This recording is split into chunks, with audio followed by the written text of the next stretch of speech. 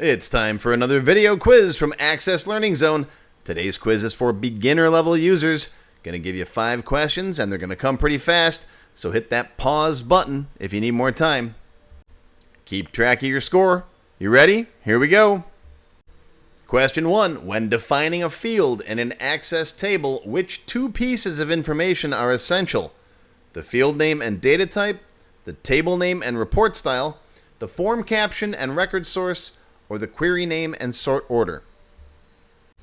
That's going to be A, the field name and the data type. Question 2. Which Access data type is generally best for a customer's first name? Long text, short text, currency, or date time? That's going to be B, short text. Question 3. What data type is usually best for a zip code when you will not perform math with it? Short text, long integer, double, or currency?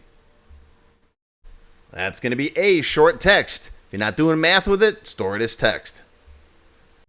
Question 4. What's the main purpose of an AutoNumber field in an Access table? Store a unique identifier for each record, calculate totals automatically, format values as currency, or create a list of choices for users?